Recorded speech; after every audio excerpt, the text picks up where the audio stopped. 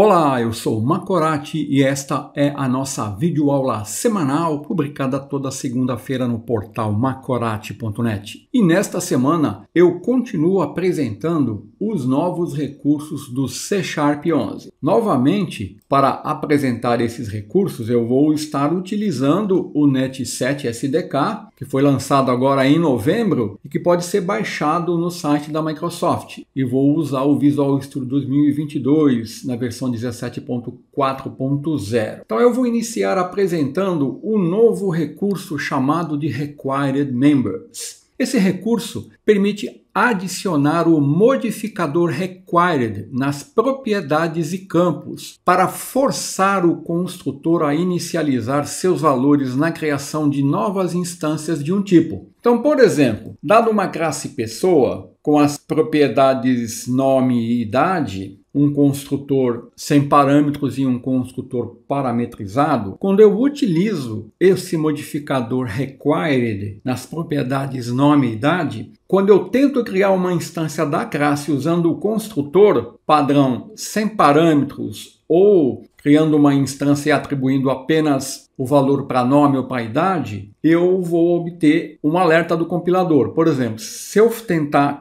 criar uma instância da classe criando o objeto Maria ou um Manuel, aqui usando o construtor padrão e aqui atribuindo apenas o nome, a propriedade nome, isso aqui vai ser inválido, eu não vou conseguir, porque foi definido aqui o modificador required nas duas propriedades. Então agora eu sou obrigado a usar o construtor parametrizado e atribuir os valores às propriedades. Para que isso funcione, eu tenho que decorar o construtor com o atributo setRequiredMember, para me indicar que esse construtor aqui ele vai ser obrigado a inicializar todos os membros requeridos. Então, para a gente entender melhor, eu vou abrir aqui um projeto criado aqui no Net7, um projeto console, e aqui eu vou fazer o seguinte, eu vou criar uma classe pessoa com duas propriedades, nome e idade, um construtor sem parâmetros, um construtor parametrizado. Então aqui é uma classe normal com duas propriedades. Eu vou poder criar instâncias dessa classe da seguinte maneira. Já vou definir o código aqui. Eu posso usar o construtor sem parâmetros, eu posso atribuir apenas um nome à propriedade nome e eu posso usar o construtor parametrizado, definindo o nome e a idade. Esse é o comportamento da classe normal. Se eu definir aqui o modificador required, então agora observe que o compilador me emite aqui um erro. Eu tenho que inicializar as propriedades nome e idade. Como isso não está ocorrendo aqui, então isso aqui me gera um erro do compilador. A mesma coisa ocorre aqui, então isso aqui eu preciso comentar, que isso aqui não vai funcionar mais. Então eu vou comentar, vou dar um Ctrl+C. Agora nessa linha de código, mesmo eu definindo o nome e a idade, eu tenho um alerta do compilador. Para que isso não ocorra, eu tenho que definir aqui no construtor que eu estou utilizando, que é o construtor parametrizado, o atributo setRequiredMembers. Com isso, eu estou indicando que esse construtor é o construtor primário que vai ser usado para inicializar agora as propriedades nome e idade. E isso agora é obrigatório. Então é assim que funciona esse novo recurso do C# 11.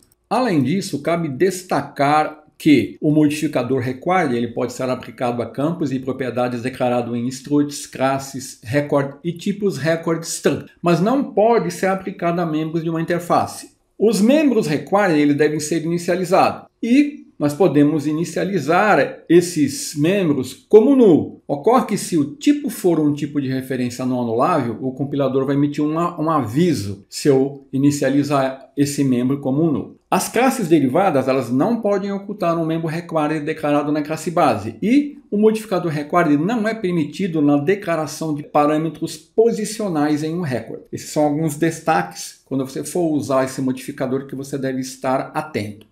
O próximo recurso que eu vou apresentar é chamado de Files Scoped Type. Esse recurso permite usar o modificador de acesso file para criar um tipo cuja visibilidade tem como escopo o arquivo no qual ele foi declarado. Então, por exemplo, vamos supor que eu tenho um arquivo que eu criei com o nome pessoa.cs. Neste arquivo, eu criei a classe pessoa e também criei uma classe chamada pessoa identidade, onde eu usei o modificador file. Então, olha, file, class e o nome da classe. E aqui eu defini uma propriedade somente leitora que vai retornar aqui esse número aqui que representa o CPF. Então, por eu estar usando aqui nessa classe o modificador file, o escopo de visibilidade dessa classe vai estar restrito somente a este arquivo, pessoa.cs. Então, a classe pessoa vai poder acessar a classe pessoa identidade. Eu posso criar um método, criar uma instância da classe e acessar a propriedade. Agora, se eu tentar fazer isso num outro arquivo, por exemplo, no arquivo pregma.cs, e tentar criar uma instância acessando a classe pessoa identidade, aonde eu usei o modificador file, eu não vou ter acesso a essa classe. Então é assim que funciona o modificador de acesso file. Ela restringe a visibilidade do tipo ao arquivo aonde eu declarei o tipo usando o modificador file. Então vamos retornar ao nosso projeto. Eu tenho aqui um outro projeto criado. Eu já criei uma classe pessoa com uma propriedade. Então essa classe pessoa ela foi criada num arquivo chamado pessoa.cs. Agora eu vou neste mesmo arquivo fazer o seguinte, eu vou criar uma classe que eu vou chamar pessoa identidade e vou definir uma propriedade somente leitura aqui só para a gente testar. E aqui nessa classe eu vou utilizar o modificador file, olha, file class pessoa identidade. Então agora essa classe, o escopo de visibilidade dela está restrito somente ao arquivo pessoa. Eu vou poder acessar essa classe então somente dentro desse arquivo. Por exemplo, aqui eu tenho a classe pessoa, eu posso definir um método getIdentidade, onde eu estou criando uma instância de pessoa identidade e obtendo o valor da propriedade getCPF. Então funciona perfeitamente. Agora vamos supor que eu venha aqui na classe program e aqui eu tente criar uma instância da classe pessoa identidade. Por exemplo, pessoa identidade, chamar de identidade igual a new. Percebe, olha, o compilador ele me dá aqui um erro, que ele não pode encontrar pessoa identidade. Mesmo eu definindo aqui o namespace, eu não consigo acessar. Por quê? Porque o escopo de visibilidade da classe pessoa identidade está restrito somente ao arquivo pessoa, pois eu estou utilizando aqui o modificador file. Então é assim que funciona este recurso do C# 11, a utilização do modificador file. O próximo recurso é o recurso Extended Name of Scope. Então no C# 11, os nomes de parâmetro de tipo e nomes de parâmetro agora estão no escopo quando usados em uma expressão nameOf, numa declaração de atributo nesse método. Apenas para recordar, a função das expressões nameOf é gerar o nome de um tipo, variável ou membro como uma string constante. Então ele é avaliado em tempo de compilação e não afeta o runtime. Então eu vou mostrar dois exemplos onde nós podemos usar esse recurso. Então agora eu posso especificar o nome de qualquer parâmetro de método em um atributo da declaração do método usando o nameOf. Então agora isso é possível, antes isso não era possível. E eu também posso usar a expressão nameOf para manter o código de verificação de argumentos, como eu estou mostrando aqui numa classe pessoa, numa propriedade nome. Estou dando um nameOf nome. Isso antes não era possível. Então isso foi uma extensão aos recursos do nameOf que já existia. Então abrindo aqui a nossa solução com o projeto preparado, olha, eu criei aqui uma classe meu atributo que está herdando da classe atributo. Eu estou definindo aqui um atributo com parâmetro. E aqui eu tenho a classe pessoa, olha, que tem aqui duas propriedades e dois construtores. O que eu vou fazer aqui? Aqui eu posso agora definir a utilização, por exemplo, aqui num método com parâmetros do nameOf usando o meu atributo. Então aqui eu estou usando o recurso do nameOf estendido. Se você tentar fazer isso numa versão anterior ao C# 11, aqui você vai obter um erro. Aqui eu também posso usar o recurso do nameOf estendido para verificação de argumentos aqui, por exemplo, na propriedade nome. Eu posso definir esse código aqui, Então aqui, eu estou usando o nameOf do nome da propriedade e aqui eu estou usando o recurso do nameOf estendido. São dois exemplos de utilização, aonde nós podemos usar o recurso do nameOf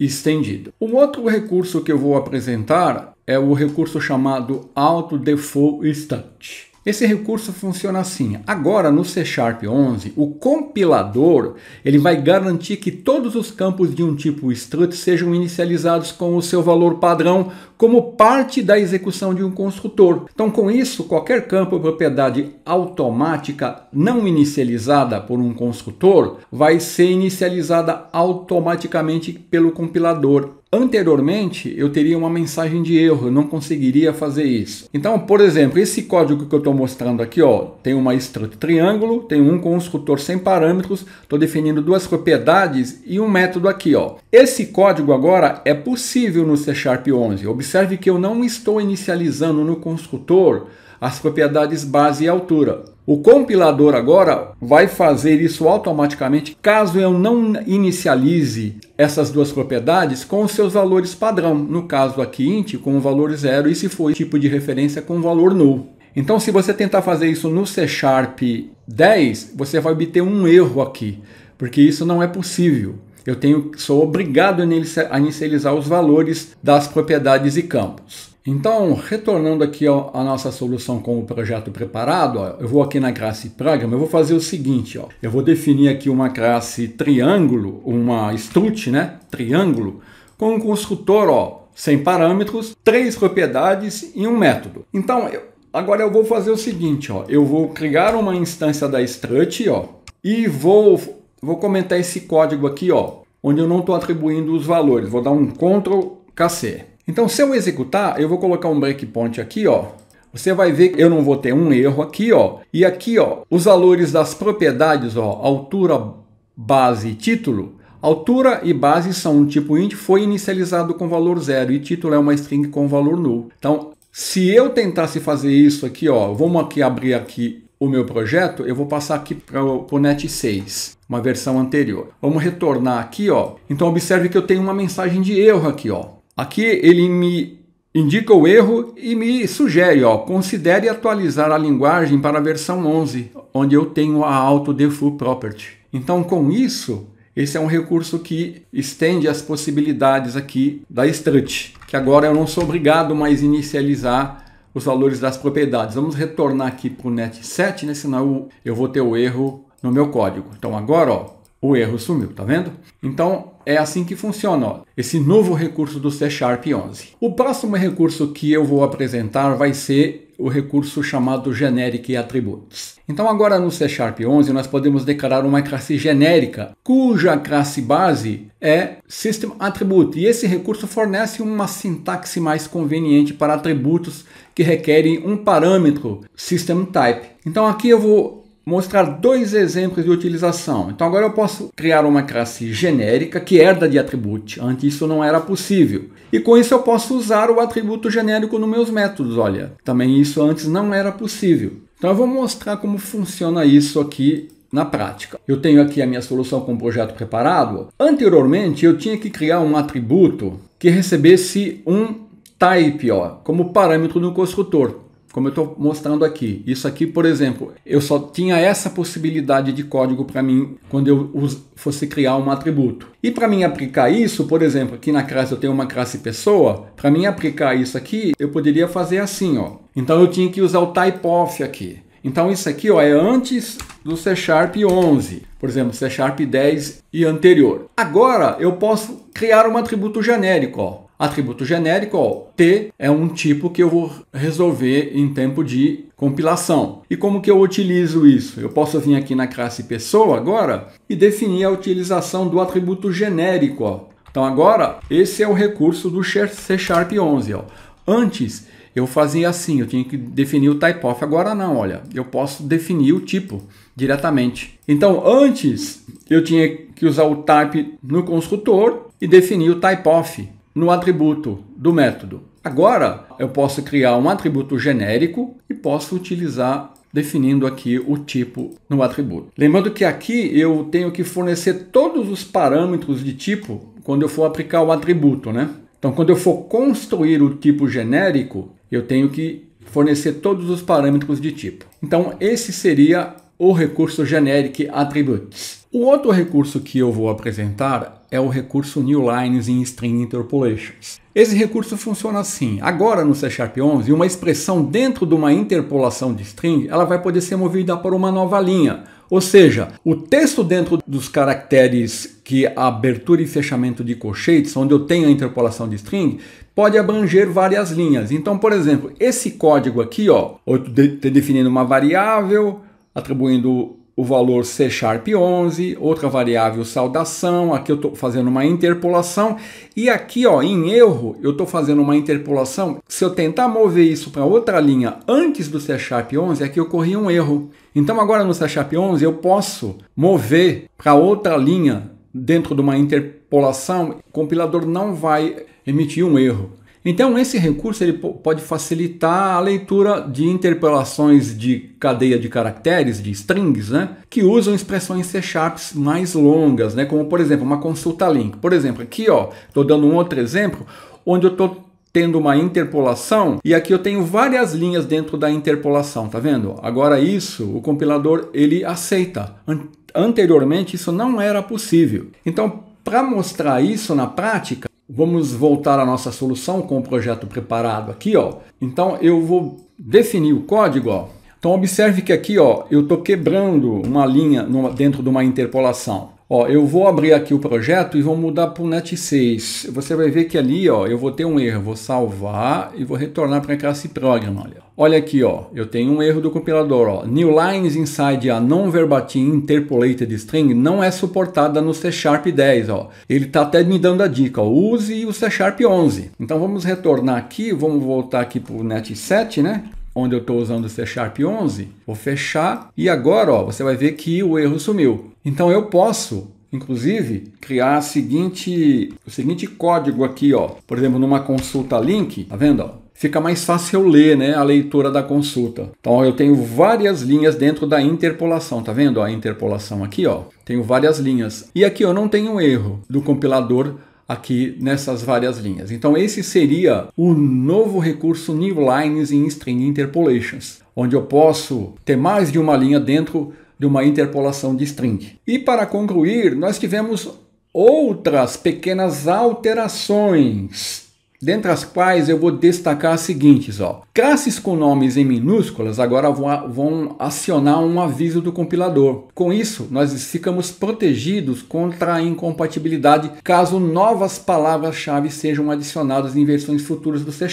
Outra pequena alteração foi que agora os tipos NINT e NUINT são usados como apelidos ou aliás para o SystemIntPTR e SystemUintPTR. Outra alteração, a correspondência de padrões agora está disponível para os tipos spanchar e read-only spanchar. E a conversão do grupo de métodos agora tem permissão para usar uma instância delegada existente que já contém as referências necessárias. Então isso foi feito porque antes do C# 11, por algum motivo, o código por trás dos grupos de métodos não era convertido no mesmo código IL de lambdas ou delegados anônimos. Então essa alteração, ela trabalha a nível de compilador, né? E ela corrige esse comportamento. E a última seriam os literais de strings, que agora podem ser codificados em UTF-8. Para isso nós precisamos especificar o sufixo 8 em uma string literal para definir o UTF-8. E lembrando que os literais UTF-8 são armazenados como objetos read-only e span byte. Então,